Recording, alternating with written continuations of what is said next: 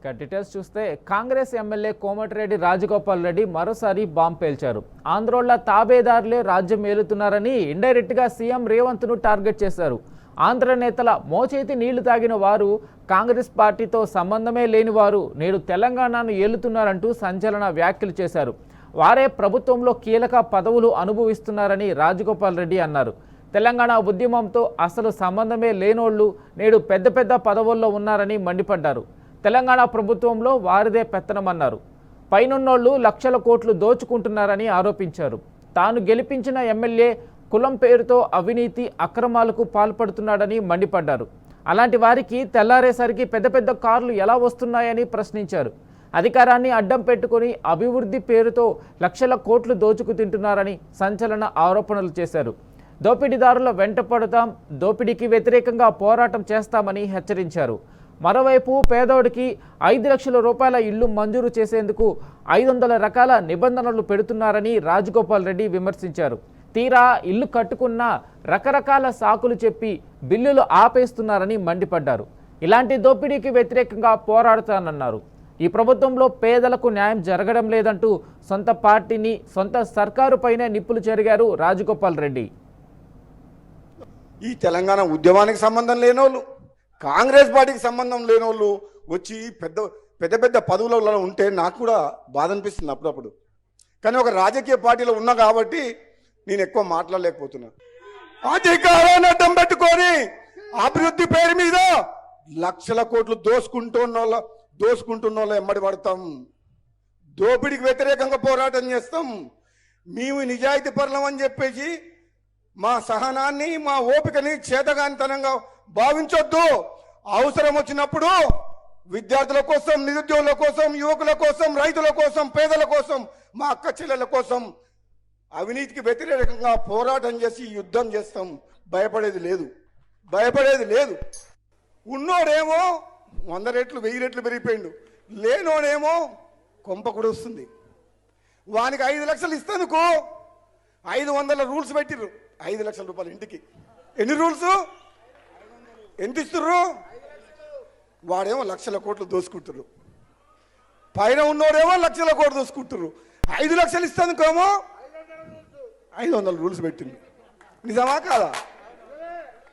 సగం ఇల్లు రాగానే బిల్లు రాలేదంటారు. పాత ఆటో ఉన్నా, వెనకడ ట్రాక్టర్ ఉన్నా నీకు బిల్లు ఇవ్వమంటారు.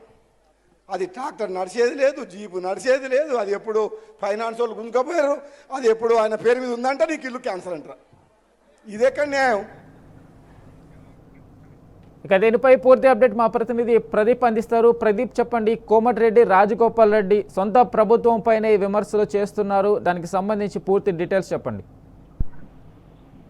సొంత ప్రభుత్వంపై రేవంత్ రెడ్డి ప్రభుత్వం పైన రాజగోపాల్ రెడ్డి అత్యంత ఘాటైన వ్యాఖ్యలు చేశారు. ఆయన ఏదైతే పార్టీలో లేనివారు ఈరోజు కీలక పదవుల్లో ఉన్నారు, లక్షల కోట్లు దోచుకుంటున్నారు, కానీ పేదలకు 5 లక్షలకు ఇచ్చేందుకు అంటే ఇందిరమ్మ ఇళ్లకు సంబంధించి అనేక రూల్స్ పెడతా ఉన్నారు. దానివల్ల పేదలు చాలా మంది ఇబ్బంది పడతా ఉన్నారని చెప్పి ఆయన మాట్లాడారు. కానీ లక్షల కోట్లు దోచుకుంటున్నారంటూ సొంత ప్రభుత్వం పైన అయితే ఆయన ఘాటైన వ్యాఖ్యలు అయితే చేశారు.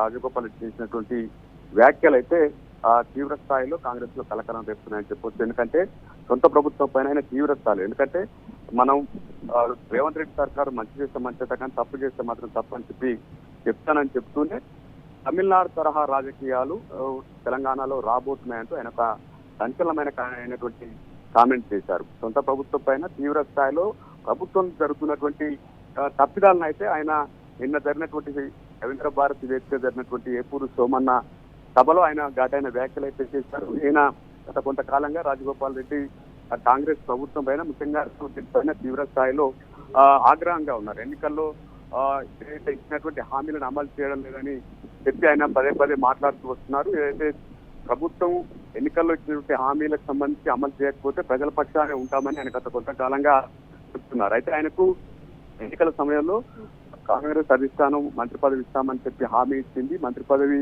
సంబంధించి ఆయన పదే చాలా సార్లు కామెంట్ చేశారు. అయితే రేవంత్ రెడ్డికి సంబంధించి ఆయన ఇటీవల ఆయన రాజగోపాల్ రెడ్డి పైన కొంత టిక్ చాట్ లో చేసినటువంటి వ్యాఖ్యలు కావచ్చు, లేదా ఇటీవల తుంగతుర్తి ఎపిసోడ్ లో జరిగినటువంటి పరిణామాలకు సంబంధించి మందుల సామ్యాలు ఏదైతే రాజగోపాల్ రెడ్డి అదేవిధంగా కోమటిరెడ్డి వెంకటరెడ్డి పైన తీవ్ర స్థాయిలో వ్యాఖ్యలు చేశారు. వ్యక్తిగతంగా దూషించినటువంటి పరిస్థితి. ఎందుకంటే ఆయన నియోజకవర్గానికి తనకు తెలియకుండా వచ్చారని చెప్పి ఆయన మాట్లాడినటువంటి పరిస్థితి. దీంతో మంత్రుల స్థానాల వెనకాల ముఖ్యమంత్రి రేవంత్ రెడ్డి ఉందా అనేది కాంగ్రెస్ నేతలు బాహటంగానే చేసుకున్నటువంటి పరిస్థితి మనం చూస్తా ఉన్నాం. నిన్న రాజగోపాల్ రెడ్డి మాట్లాడినటువంటి వ్యాఖ్యలకు సంబంధించి రేవంత్ రెడ్డి ప్రభుత్వం ఏదైతే చేస్తున్నటువంటి పథకాలు కావచ్చు, ఆ పాలనలో జరుగుతున్నటువంటి దోపిడీకి సంబంధించి ముఖ్యంగా లక్షల కోట్లు దోచుకుంటున్నారంటూ ఆయన తీవ్ర స్థాయిలో వ్యాఖ్యలు చేశారు.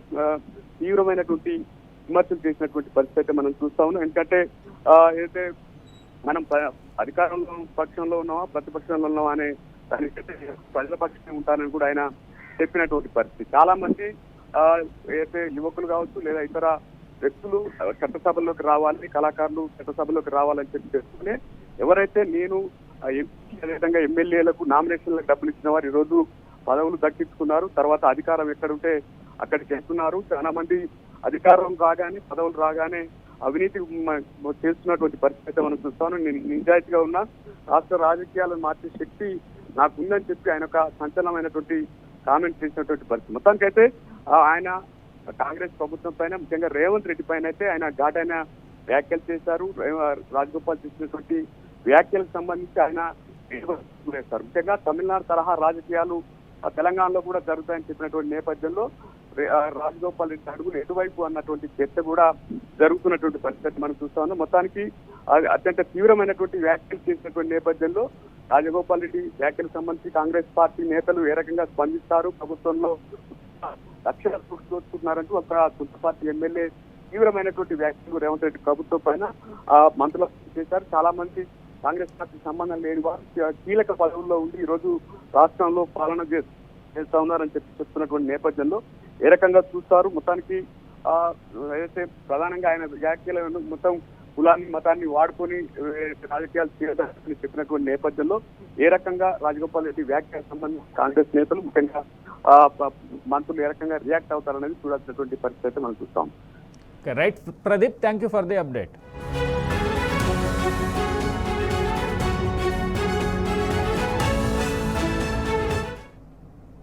ఉద్యమానికి సంబంధం లేనోళ్ళు, కాంగ్రెస్ పార్టీకి సంబంధం లేనోళ్ళు వచ్చి పెద్ద పెద్ద పెద్ద పదవులలో ఉంటే నాకు కూడా బాధ అనిపిస్తుంది అప్పుడప్పుడు. కానీ ఒక రాజకీయ పార్టీలో ఉన్నా కాబట్టి నేను ఎక్కువ మాట్లాడలేకపోతున్నా. అధికారాన్ని అడ్డం పెట్టుకొని అభివృద్ధి పేరు మీద లక్షల కోట్లు దోసుకుంటున్న ఎమ్మడి పడతాం, దోపిడికి వ్యతిరేకంగా పోరాటం చేస్తాం. మేము నిజాయితీ పరులం అని చెప్పేసి మా సహనాన్ని మా ఓపికని చేతగానితనంగా భావించొద్దు. అవసరం వచ్చినప్పుడు విద్యార్థుల కోసం, నిరుద్యోగుల కోసం, యువకుల కోసం, రైతుల కోసం, పేదల కోసం, మా అక్క చెల్లెల కోసం అవినీతికి వ్యతిరేకంగా పోరాటం చేసి యుద్ధం చేస్తాం. భయపడేది లేదు. ఉన్నోడేమో 100 రెట్లు 1000 రెట్లు పెరిగిపోయిండు, లేనోడేమో కొంప కూడా వస్తుంది. వానికి 5 లక్షలు ఇస్తేందుకు 500 రూల్స్ పెట్టిర్రు. 5 లక్షల రూపాయలు ఇంటికి ఎన్ని రూల్స్, ఎంత ఇస్తుర్రు? వాడేమో లక్షల కోట్లు దోసుకుంటారు, పైన ఉన్నోడేమో లక్షల కోట్లు దోసుకుంటారు. 5 లక్షలు ఇస్తేందుకేమో 500 రూల్స్ పెట్టిండు. నిజమా కాదా? సగం ఇల్లు రాగానే బిల్లు రాలేదంటారు. పాత ఆటో ఉన్నా వెనకడ ట్రాక్టర్ ఉన్నా నీకు బిల్లు ఇవ్వమంటారు. అది ట్రాక్టర్ నడిచేది లేదు, జీపు నడిచేది లేదు, అది ఎప్పుడు ఫైనాన్స్ వాళ్ళు గుంజుకపోయారు, అది ఎప్పుడు ఆయన పేరు మీద ఉందంటే నీకు ఇల్లు క్యాన్సల్ అంటారు. ఇదెక్కడ న్యాయం?